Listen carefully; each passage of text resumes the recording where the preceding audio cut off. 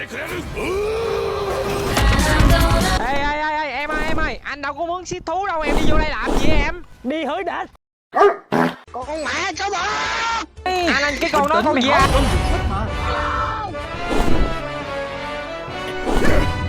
Con mẹ. Ê bà già tao đừng.